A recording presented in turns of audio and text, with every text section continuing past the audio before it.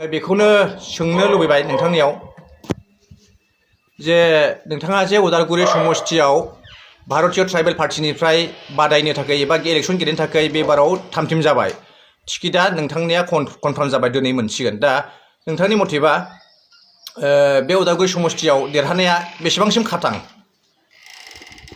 खुलुमबाय आंनि मुङा रुपिनाथ बसुमतारी औ मौजा आम्बागाव थाना हरिसिंगा आच्छा आं दा बिटिआर निफ्राय जोंनि भारतीय ट्राइबेल पार्टीनि जानानै बिजाथि महरै ओंखारदों सिक्सटिन उदालगुरि कनस्टिट्युएन्सियाव बेवहाय जोङो गासै ट्राइबेलफ्रा जिहेतु बियो जोंनि एसटि खथाखा गासै ट्राइबेलफ्रा ज' जानानै जोङो मोनसे गोख्रों राजनैतिक हान्जा दिखांनो नागिरदों नंगौ आरो बेवहाय जोङो जोंनि ट्राइबेलफ्रा जितु दासिमहालागै जि मोनथाय बेखौ मोननो हायाखै बेखौ मोनफुंजोबनो थाखाय जोङो दायो भारतीय ट्राइबेल पार्टीजों लोगो जानानै जोङो आसामावबो गोख्रों खालामनानै ट्राइबेलफोरनि थाखाय खामानि मावनो थाखाय जोङो आवगायदों।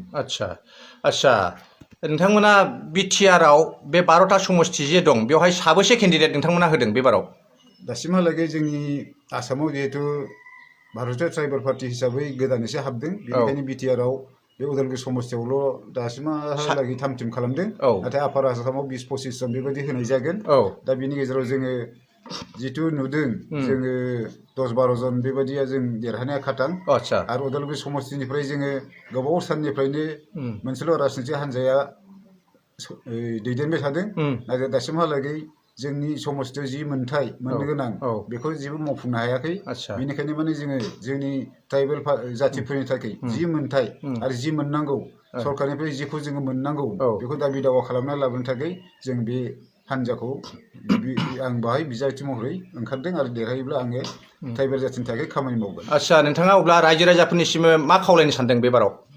आं रायजो राजानि खाथियाव बेखौनो खावलायनो सानदों जे जों ट्राइबेल हिसाबै जि मोननांगौ जोंनि हा हु थानाय आरो जितु जोंनि दा दावगाबोबाय थानाय गोरोंफोर बिसोरनि थाखाय संस्थापन होनो खार'नै थांनानै थानायनि मोनसे राहा लामा खालामनायनि थाखाय बेखौ मावनो सानदों मानोना दासिमहालागैबो जोंनियाव गोबांफोर एमएलए मन्थ्रि जादोंब्लाबो बेखौ जेबो सिन्था खालामाखै बेनिखायनो बेखौ सिन्था सरसा खालामनानै जोंनि मोनथायजों लोगोसे दावगाबोनाय सेंग्रा सिख्लाफोरनो जायहा जिखौ मोनथावना बेखौ होनो खार'नै आं बे बिजाथियाव। आच्छा नोंथांमोननि सिम्बलआ मा जागोन?